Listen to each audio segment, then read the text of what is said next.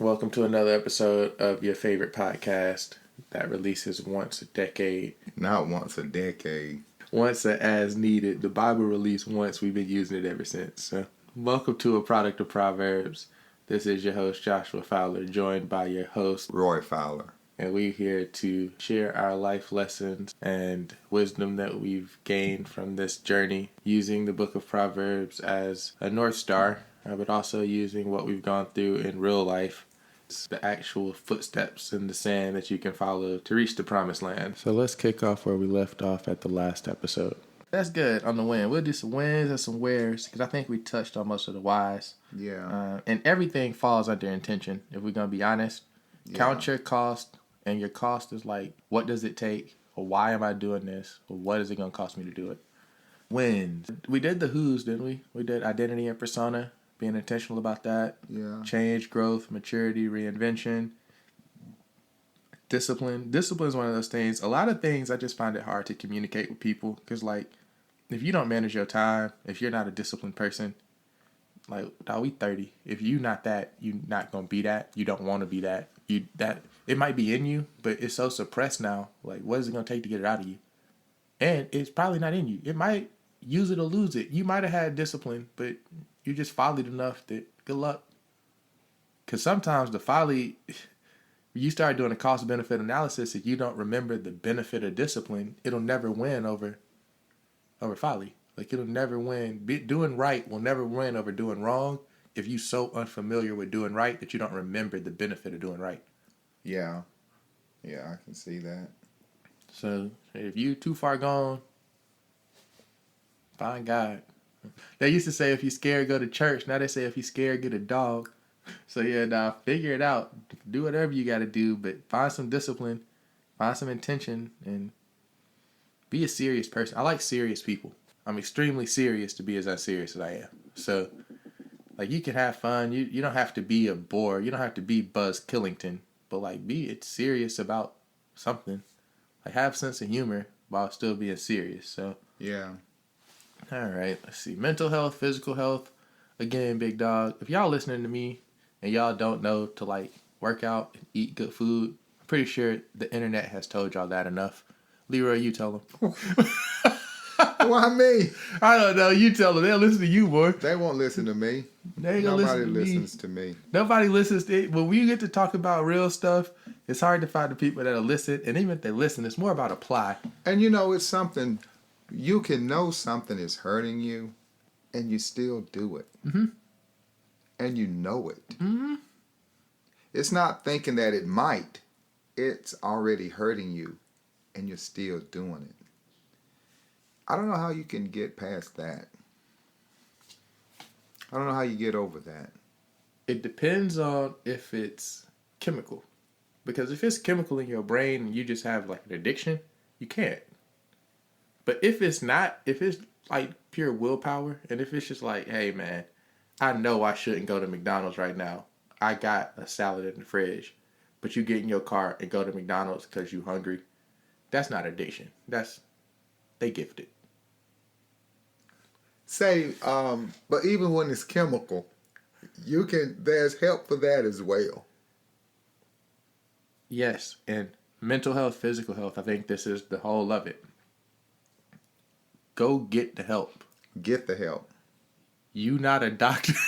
I don't care what WebMD says. I don't care what YouTube. I don't care what. Like, go get it. There's a doctor that, like, went to school and learned and got certified that can help you with whatever it is. Don't self-help yourself to death. Like we just tried to do right here. We just tried to diagnose me with dyslexia live on the podcast. You did that. I didn't even know what you was talking about. But you know how easy it is to do that? And now it can be so many people running around here talking about, I'm autistic. And then they say that on a broadcast to millions and millions of people. And then somebody asks, when were you diagnosed with autism? Never. And then they say, I'm self-diagnosed. And then when millions and millions of people say that's not how that works. And people will diagnose you with things. I'm tired of people in general because people do so much. They will diagnose you with stuff. They do so much. and then the thing about it, they have you saying that about yourself. And I just listen to people, and they just repeat what somebody told them. And that becomes their reality. That becomes their perception. Because there is no my or your reality. Reality is reality. That's like my truth or your truth. No, it's just truth. It's truth, yeah. It's truth. Reality is reality. And you hear that, my truth. What's Satan, that? get thee behind me, Satan. That is nothing, my truth. It ain't your truth. It's confusion. But people say that. I hear that all the time.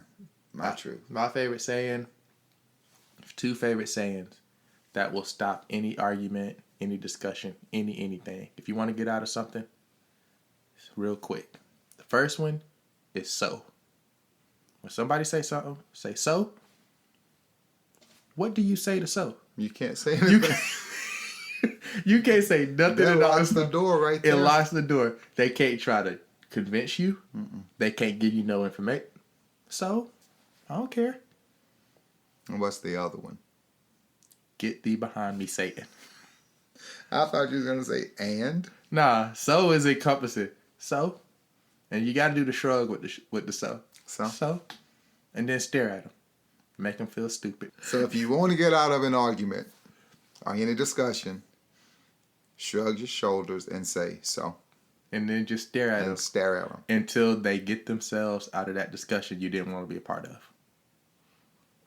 Because what can they do except just keep talking and ignore that you said so? And at that point, they're talking to themselves, so you really don't have to be engaged no more.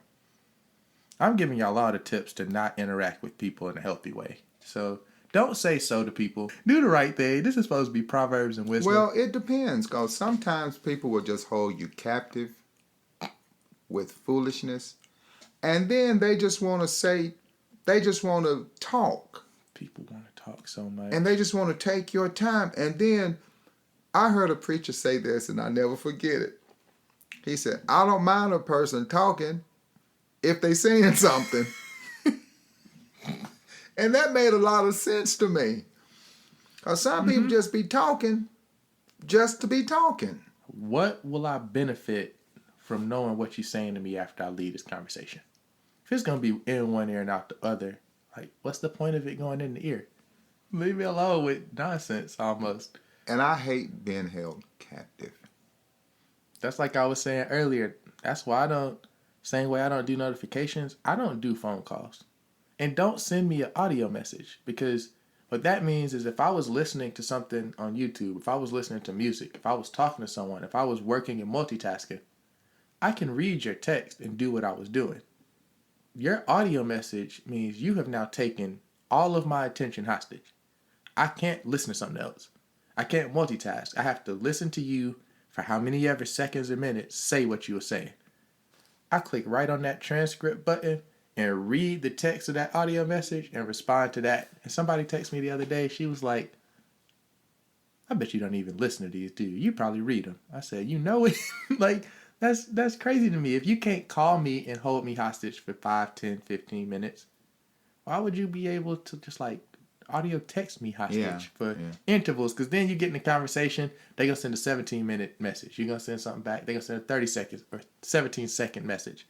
You're going to send something back. They're going to send a 30-second. They're going to send an hour. Man, you might have been sat here and listening to them talk messages to you for 15 minutes that you can't never get back. I could have been on my last 30 minutes of life, and I just spent them listening to your audio text message. It's selfish. I'm going to haunt you. So if you want to contact me, the best way would be text me, email me, call my mama and tell her to text me whatever you was going to talk to me about. Them your 3 ways to get in contact with me. Don't call my phone unless it's so time sensitive that you're going to call me 2-3 times to bypass do not disturb. And then if it's not that time sensitive to me, I'm probably going to block you. My block list is long because I don't want to change my number. And to protect your peace, you can either keep changing numbers or you can just block people. Protect your peace with Proverbs. All right. Let's wrap it up. Where are we at? We didn't do the wins. We did physical health, mental health. Leroy said eat right and go get help from professionals. Go see your doctor. Go see your dentist. Please floss. And brush your tongue too. There's a lot of bacteria on there. And brush your teeth too while you're at it. I know a lot of y'all ain't brushing at night before you go to bed. You think nobody watching. God's watching. Your dentist is watching. Your dentist is not watching. Your dentist is watching when you go to. You're right. But they'll know when you get there. They don't get there. So you're right. The dentist is not watching. Hey man, opt for the eye and dental insurance. Don't just do health. You need vision. Y'all can't see, and y'all backing into people's cars, and y'all hitting people on the highways and just doing things because you're not seeing properly. I know you had 20/20 when you was 18. Go to the eye doctor. You don't. No, you didn't just call his name out. You know what I'm talking He about. won't go. He won't go. Talking about I got 20/20. I know I got 20/20. He see the rings around the lights at night. He said he can't drive at night because he can't see. Talking about he got 20/20 vision. That's what happens. That's why we're back to debunking sayings. Men lie, women lie, numbers don't lie. Numbers lie. Numbers lie every day. You want to know how a number lies? I'm going to keep it real simple with you. I polled 10 people. Let's say that 9 out of 10 of them said yes. I can say 90% said yes. I could then throw away 4 of those. I could throw away 5 of those answers and only keep the 5 people that said yes. 5 out of 5 said yes. 100% said yes. I didn't lie. I just threw away some of the answers. So out of the poll that I'm reporting to you, 100% of the people said yes. That's not a lie. The previous poll, 90% said yes. That's not a lie either. 100% is a lie of the original poll. So if somebody takes that 100% to no one thinks opposite, no, there was somebody that thought opposite. We just didn't include them in this data.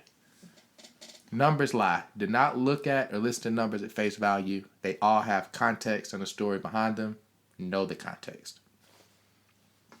What was that about? You were just talking about mental health, physical health. Take care of those things. And brush your teeth. Brush your teeth, floss, brush your tongue. That's really the main subject is brush your teeth. Because I know a lot of people just ain't doing that, and it's so easy. It's like 60 seconds. That's one of those things like make your bed. Like you always said, the first thing you do when you wake up, make the bed.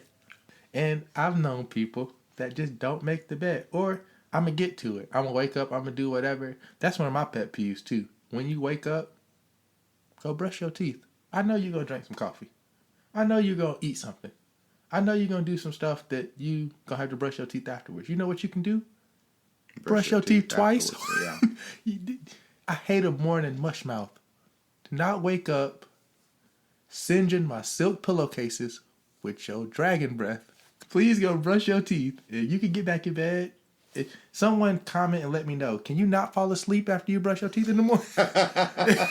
If that's the thing, I never fall back asleep after I wake up. So if that's the reason, I might keep some Tic Tacs by the bed.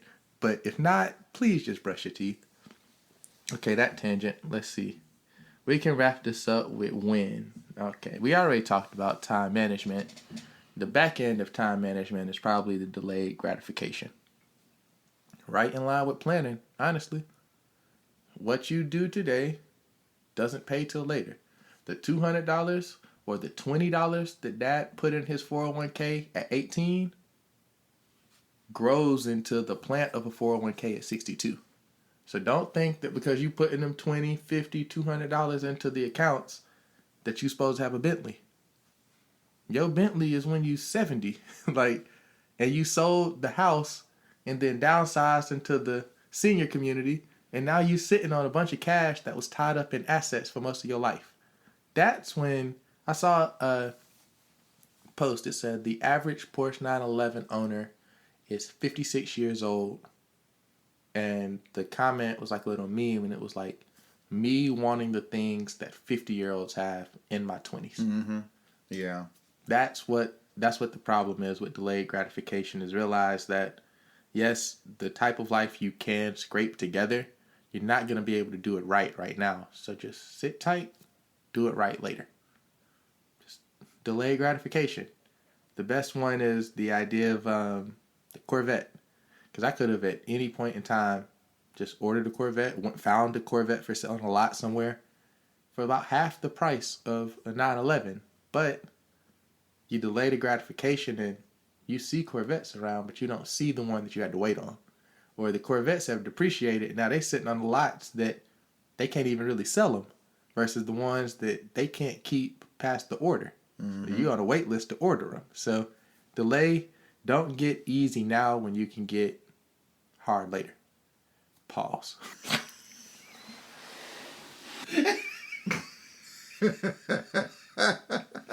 All right. Lord have mercy.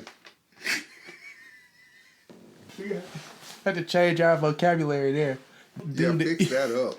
Don't do the easy thing now when you can get the better thing later. There we go. There we go. Much better. Woo. Okay. You got anything for delayed gratification? No, it's just important that you got to find a way to enjoy the journey too.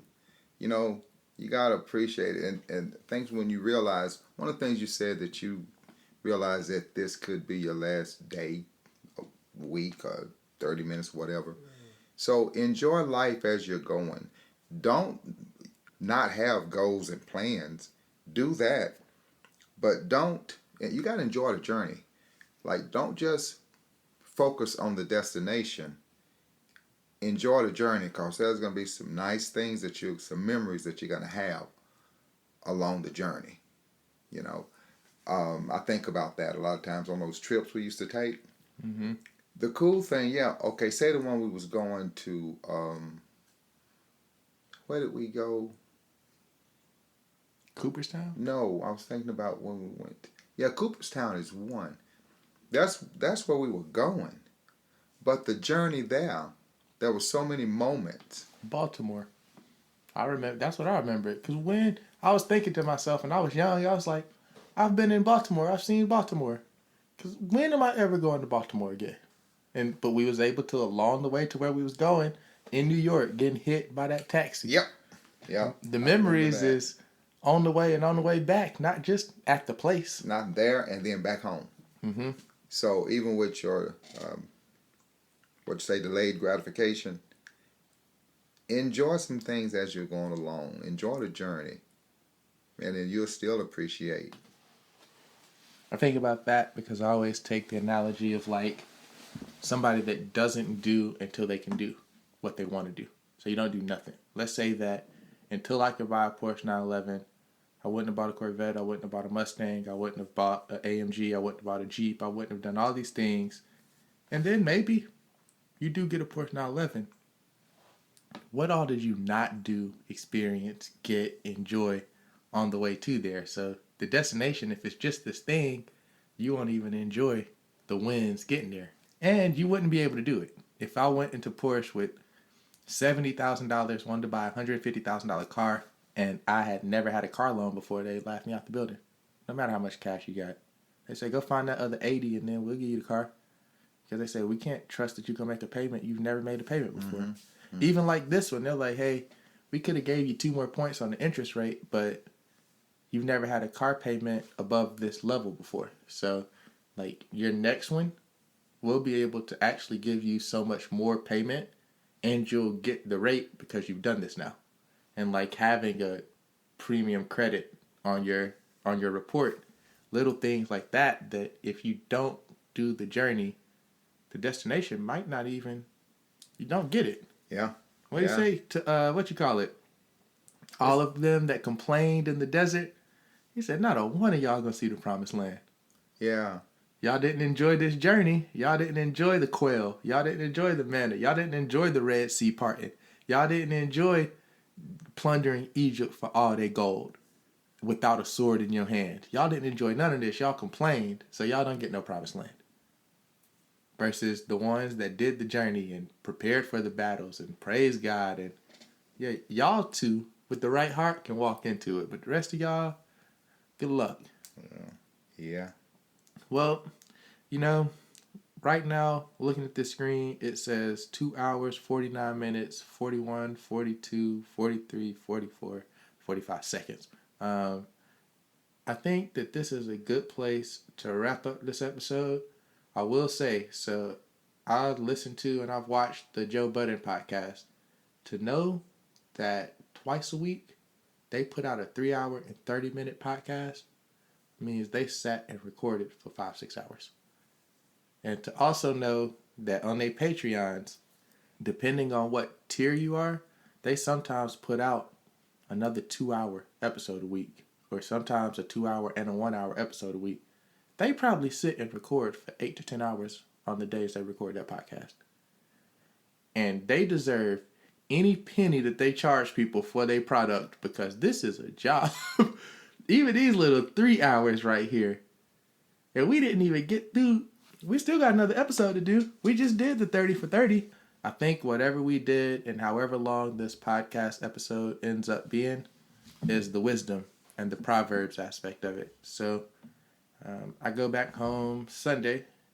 If we can find some time tomorrow or tonight, whenever, we might can do a more personal, just kind of talking and chopping it up on some of the other topics. But we touched everything we need to touch on. Thinking about me, and I'm 30, turning 31 next month. Thinking about what did I learn in the first 30 years, and learned a lot, but there are some key themes and key things that I think that if you were to just focus your attention on, you can pick one or a few of these topics to really just dive into and make your life better. There's, of course, Proverbs, and there are resources and books and videos and everything you can do, but the starting point is here in this conversation. So as an outline for it, we look at the who. Who are you? Your physical health, your mental health, your identity, your persona, how you change, how you grow, how you mature and reinvent yourself as you go through the different stages of life, and the discipline you have to see it through, because you make a plan, you have to work through that plan. The what. What do you do with who you are? That's your career, your entrepreneurship, your assets, liabilities, the risks you take. What do you invest in? Is it real estate? Is it 401k? What do you read? How are you training your mind? Where's your attention going? What you spend on. Is it for quality of life? Is it for status? Is it for power? What's your intention behind how you manage your money? And then the when. So when do these things happen? Delayed gratification. Warren Buffett, most of his net worth came after he was 60 years old, I want to believe. Might be 50, I don't know the number. Google it. I'm not Google. Luckily, we all have it on our phones. So that means he spent a lot of years not as rich as he did super rich. And I'd imagine that that's the story of most people. When you think about most people, a lot of people get their wealth from things like real estate. Real estate that has been used by family and then gets passed to them, that can get liquidated to then give them wealth to reinvest in other aspects. Or real estate that they invest in that maybe they get help on. Like wealth comes from a long-term place. It's what your grandparents did to set up things for you. Your parents did to set up for your kids. What you'll do to hopefully be setting up for the next generations. We're 30 now, and I keep saying that because I know that it's my friends, my age group, that'll likely get this. We don't really need whatever our parents have to give to us.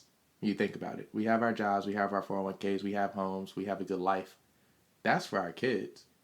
Most of us have living grandparents. We don't need what they have for us. Our parents don't need what they have for them.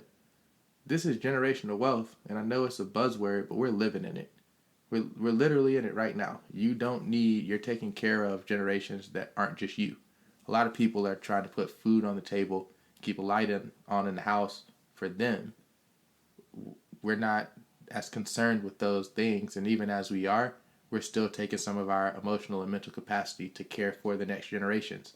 The stocks you buy are not for you to buy a Tesla. It's for your kids to be able to buy a Tesla.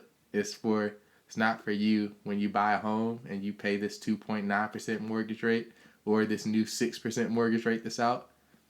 That's not for you to sell that home and then get $300,000. Like, maybe your kids rent that home out. Maybe you add that to the portfolio. Maybe you just got to think more long term, and delayed gratification is the right way to look at it, because you're sitting under shade that was a seed planted many generations ago. So the seeds you're planting are for generations way beyond you. If you're expecting shade from your seeds, you gifted. So next is the where. Circumstances, outliers, environment. We didn't talk about this too much. I will recommend the book Outliers by Malcolm Gladwell. we talked about at the beginning of the episode, but Bill Gates had access to a supercomputer, the type that were only available at MIT in middle school. The parents of his neighborhood, of his public school district, came together and said, this is a new technology, our kids need this. Therefore, if Bill Gates would have been one zip code over, he wouldn't have had access to that computer. Would we have Microsoft? Everywhere down the line throughout all of history, that lines up. So everything is like woven together. In the universe, it all works. Everything is according to a plan, to a will. And what you have access to is exactly what you were supposed to have access to. What you're doing, what you can see, what you have is exactly what it was supposed to be.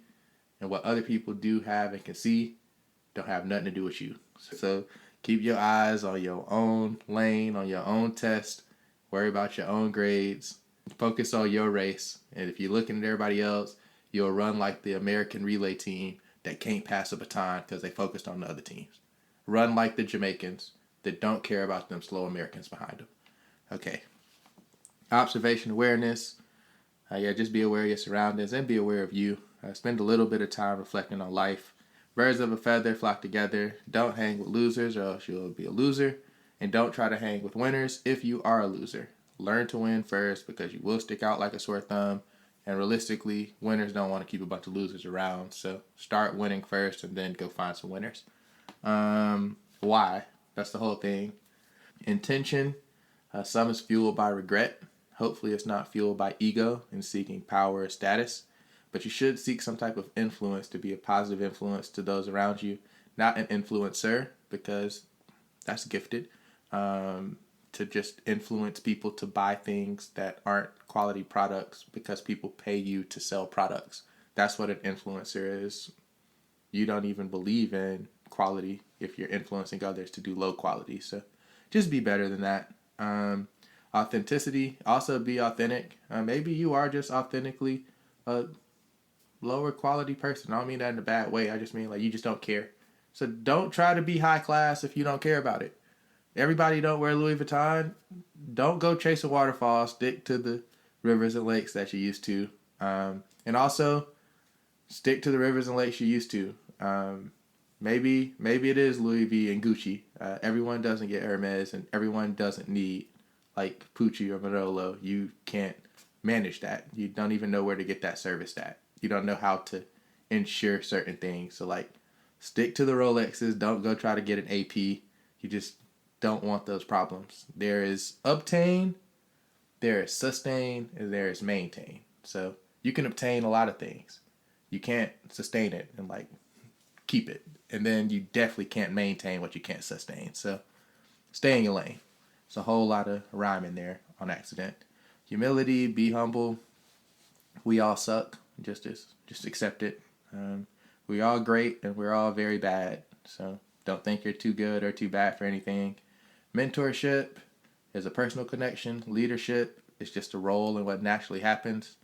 And do everything with love. And it's not just romantic love. A lot of y'all feel a lack in life because of marriage or girlfriend, boyfriend, but you have strong friendships around you. And some of y'all have nothing but strong friendships and ain't had a romantic bone in your body touched for 6-7 years. Please get help. Find a therapist. It needs to be balanced in everything. So do it with love, do it with intention, and do it with help. Leroy, any closing words for the people? No, you've pretty well said it.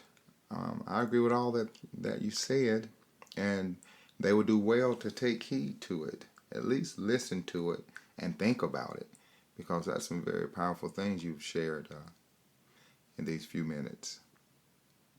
That's crazy how we've been recording a list of topics for 3 hours, and then you said I shared it powerfully in 3 minutes.